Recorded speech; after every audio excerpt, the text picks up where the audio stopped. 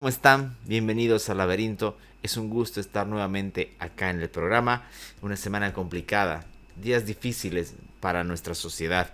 Pero veamos, tratemos de analizar y tratemos de extraer algo y de aprender, aunque sea un poco de esta, no digo nueva porque ya somos, parece, expertos lamentablemente en conflictos, pero de esta situación, de esta coyuntura de estas semanas.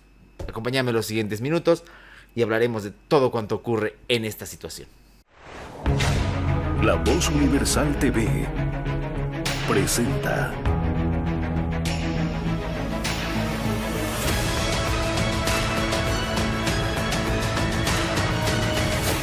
El Laberinto con Andrés Canseco. Se puede caer en la tentación de hablar de aquellas cosas que, a pesar de ser importantes, a pesar de ser necesarias, pueden escapar a la reflexión. Uno puede entender, por ejemplo, desde un concepto básico, real, pero también no tan elaborado, lo que significa que el otro lo agreda, que el otro sea el agente de violencia. El mundo en el que vivimos es un mundo violento. La realidad en la que nos encontramos es una realidad violenta. La naturaleza lo es. De hecho, gran parte, pienso yo, de nuestra lucha como humanidad es reducir esa violencia, reducir a ese salvaje que llevamos dentro a través de moral, a través de leyes, a través de nuestra convivencia. Claramente esto no se logra fácilmente. Convivimos con esta violencia al salir de la calle, en el día a día, en los momentos más inesperados. Pero ¿dónde está entonces el problema hoy? ¿Qué pasa cuando es esa entidad creada por los hombres, creada por los seres humanos, no por ninguna divinidad, que en realidad estaría llamada a preservar los derechos y evitar esa violencia, pero en realidad se vuelve quien la ejecuta? Y me refiero al Estado.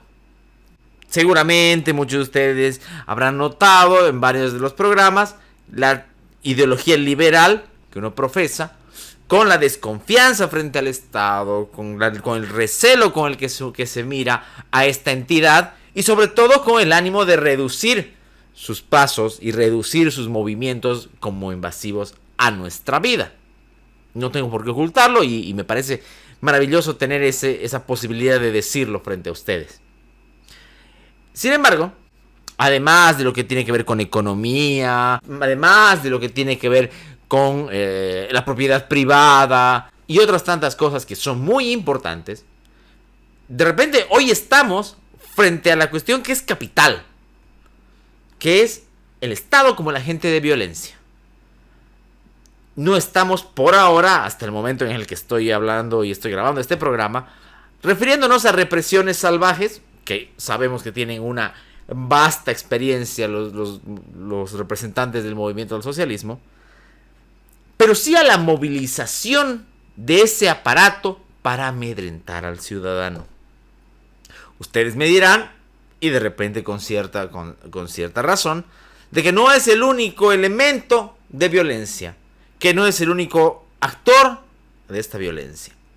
Podrán tener razón en cierta medida, pero no es equiparable la institución del Estado como agente represor junto a lo que es la sociedad civil, que no es perfecta. Ojo, yo no vengo aquí a traer flores, a lanzar poemas o a tirar una especie de chauvinismo sobre la región o sobre el país. No, yo no lo voy a hacer.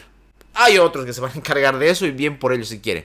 ¿Cómo podemos entender, por ejemplo, que el Estado mire con buenos ojos y hasta sea cómplice y partícipe de cercos a las ciudades, que es lo que estamos ya presenciando en este último par de días, sobre sus propios ciudadanos? Y no estoy hablando ni siquiera de ese inmoral e ilegal acto de no ver lo que está ocurriendo, de la policía que casualmente no está en esos lugares, que casualmente no tiene presencia cuando un grupo de vándalos lanza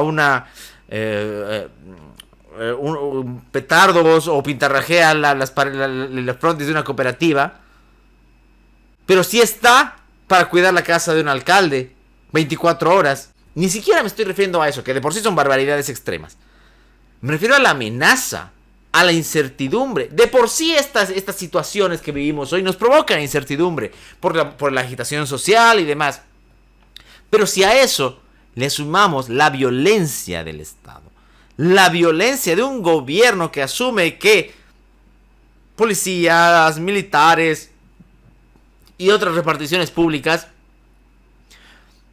son sus legiones, bueno, nos encontramos entonces en esta situación. ¿Existirán pedidos legítimos, como lo que estamos viviendo hoy? Insisto, no es mi intención en este bloque centrarme en eso. Que seguramente no han sido escuchados, no que seguramente, sino que no han sido escuchados. Y que generan movilizaciones ciudadanas, a las que el individuo podrá o no adherirse en mayor o menor medida, es otra historia. Pero ¿qué pasa cuando ese Estado sí se vuelve una amenaza constante? Que no lo tenemos que estudiar, solo tenemos que recordar. Y ojo, y aquí es donde hay que también ver, lamentablemente, la lentitud con la que a veces operan los organismos locales, por su conveniencia, y los internacionales, como la Comisión Interamericana de Derechos Humanos. Han pasado 13 años de lo del Hotel Las Américas, y recién están apareciendo este tipo de recomendaciones. Ha pasado menos de lo de Chaparina, menos de lo de Pando, menos de otras agitaciones sociales y represiones llevadas por el movimiento al socialismo. Entonces no se puede, lamentablemente, aunque sí, o sea, uno pues se puede alegrar por esto, de que estos organismos internacionales denuncien la violencia estatal, el terrorismo de Estado, la persecución, pero no podemos sentarnos a esperar que aparezcan o que intervengan de manera rauda. Y entonces tomamos la decisión, tomamos la convicción, primero de entender que no está en su lógica, que no está en su chip el tema de no agredir, de no usar la violencia. Muchos me dirán y tomarán el ejemplo del año 2019 y lo que pasó con la policía, el famoso motín policial y demás contra Evo Morales. Sí, pero si uno analiza ya fríamente eso, por ejemplo, se da cuenta de que no fue la voluntad inicial de la policía. Durante semanas estuvieron persiguiendo, gasificando, haciendo seguimiento de inteligencia a las personas en las rotondas, y no me digan que no, porque eso saben que es cierto, hasta que ya por una presión social recién pasó lo que pasó. Hoy nos encontramos lejos de eso. Nos encontramos frente a un aparato represor, ya no solamente en el aparato represor como tal, sino además de otras instituciones que, como en el anterior paro, como la alcaldía, que prestaba sus camionetas blancas para llevar a sus matones en la puerta de la casa de Johnny Fernández, y que ahora está cómodamente callado por el momento, frente a camiones que cargan gente para desbloquear del Ministerio de Obras Públicas, frente a vehículos a los que se les puede tapar la placa y la policía no hace nada, pero si usted quiere tener sus vidrios polarizados va a tener que pagar y hacer un trámite. Así de dispar y de desigual es la ley. Entonces sí, el Estado se ha tomado, siempre por naturaleza el Estado ha sido violento. Por eso uno no solamente tiene una convicción partidaria, sino ideológica. No es que me pongo solo al gobierno del movimiento social. No, me paro frente a quien esté ahí en el Estado. Así sea municipal, departamental o nacional. Porque sabemos también que hay gente que es muy cómoda. Que solamente se opone a unos y no a otros. Y es más, tiene cargos. Nosotros desde esta posición lo que hacemos es llevar una convicción de que el Estado no puede ser violento, sea de quien sea, en el nivel que sea. Y menos prestarse a agredir a la gente cuando el pedido es legítimo, es justo. Y al que uno mismo le hace observaciones, pero por supuesto que le hace críticas. El día que deje de criticar a alguno de los bandos, dejaré de ser yo. Y me voy y este canal se cerrará. Pero mientras eso no ocurra, tengo todavía, y gracias a las personas que nos apoyan y que nos escuchan, la posibilidad de poder realizar esas críticas. Porque al final, vivir en esta sociedad e intentar que sea más tolerante, aunque suena a utopía, parte también, en gran medida, de que la institución llamada a que no nos saquemos los ojos entre nosotros, o peor aún, de que no sea cómplice de que uno le saquen los ojos a los otros y no viceversa, se presta a eso. ¿De qué nos sirve un ministerio de gobierno si no combate la delincuencia y solo persigue? ¿De qué nos sirve un ministerio de justicia si no cambia las bases profundas del órgano judicial o no coadyuva en realidad porque no es su función? Y lo que hace es seguirle procesos a todo opositor. No nos sirve de nada. Y nos recuerda una vez más que no solamente es un Estado violento, sino además es un Estado fallido. Es también muy importante entender la lógica de la mentira que apoya esta violencia. El uso de la propaganda de manera constante, fuerte, invasiva, apoyando y sustentando mentiras de dimensiones descomunales, manchando no solamente ya la reputación de los líderes, que a mí no me importa la reputación de Camacho, la reputación de Carlos, no me interesa. Pero sí me interesa que se ningunee al ciudadano, y me parece bastante deplorable que así se haga desde el oficialismo. Peor aún, con esta idea de repetir mentiras hasta cansarse. O peor aún, de utilizar argumentos absurdos como fetiches para su conveniencia. Ahora resulta que todo debe ser técnico. Resulta que es técnico el problema del censo, no político. Resulta que es técnico otro problema de la gestora de pensiones. Resulta que es técnica una demanda de una población. Pero nada es político ahora. Pero cuando hay que sentarse con los mineros, sí es político. Puede hacerse tratar como un perro el presidente, con un poncho rojo, pero si un ciudadano de otro lado, o de otra ideología, o de otro bando dice que hay que interpelarlo, no, hay que seguirle el proceso, hay que perseguirle, es un enemigo. Sale un sujeto, un imbécil, al que encima le pagamos con nuestro dinero, a hacer pomada a la universidad, y está dándoselas como un crítico. Como un gran sabiondo. Viene una ministra y viene un vocero a dialogar, cosa de la que voy a hablar en el siguiente bloque, y supuestamente muestran la mejor cara. Mientras tanto, por afuera están preparando planes de represión. Y no digan que no. Son esas mentiras las que uno puede decir, no, pero la gente ya se da cuenta. No. Primero, hay gente que no se da cuenta. Y segundo, hay todavía la desfachatez de creer que nosotros somos idiotas.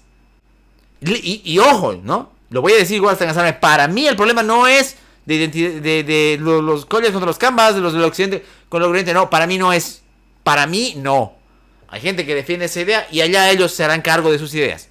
Para mí el problema es de las personas que quieren que se cumpla la ley, que quieren que se viva en un ambiente medianamente decente y que se hagan las cosas que tienen que hacerse, como el censo.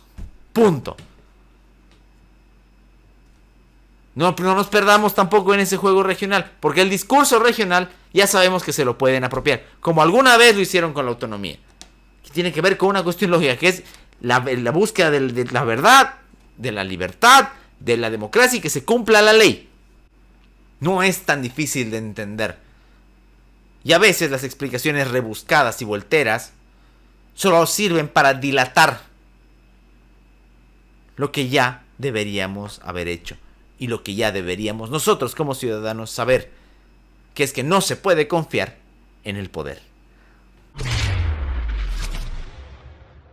Nos toca ahora hablar de este asunto del famoso diálogo. Otro término que ha sido pervertido, además de lo técnico, en esta coyuntura, para lanzarle al otro la supuesta responsabilidad de las cosas que pasan o que lamentablemente pueden pasar. Ha habido un intento de acercamiento, primero de carácter privado, luego con los medios de comunicación. Y claro, uno se pone a pensar, si viviéramos en un ambiente de democracia más o menos decente, una de las cosas que aparecería sería la confianza en el interlocutor. La idea de que si se está intercambiando criterios y buscando una salida hacia ciertos problemas, se daría de una manera sincera. Pero como no vivimos en esa realidad, Como sabemos lo feroces y lo abusivos que pueden ser desde el poder, entonces esta idea del diálogo desaparece. Independientemente inclusive de las posiciones en las que se encuentre, uno debe entender que este diálogo necesita ciertas posturas, primero de sinceramiento, segundo de entender que a veces hay cosas que no se dialogan, porque también tenemos esa mala costumbre de dialogar o negociar el cumplimiento de la ley. ¿Por qué? La gente me dice, no, es que hay conflictos, hay problemas, entonces hay que hacerlo. ¿Y por qué tenemos que negociar lo que ya está claro? Discutamos, dialoguemos, hasta negociemos sobre cosas que sí tienen sentido, sobre situaciones conflictivas que no son claras. Pero la ley no tiene por qué negociarse. Escribe Camus, refiriéndose al diálogo, justamente en uno de sus textos que está compilado acá en Crónicas, que se llama Hacia el diálogo. Dice: salvar lo que aún puede ser salvado, para conseguir que el futuro sea solamente posible. He aquí el móvil, la pasión y el sacrificio que se nos piden. Más adelante escribe: lo que hay que defender es el diálogo y la comunicación universal de los hombres entre sí. La servidumbre, la injusticia, la mentira son los azotes que rompen esa comunicación e impiden ese diálogo. Por eso debemos rechazarlos. Ahí está. Clarito lo dice Camus. La servidumbre, la injusticia y la mentira son los azotes que rompen esa comunicación e impiden ese diálogo. La incertidumbre nos la pone el Estado, con sus huestes, con sus movimientos sociales.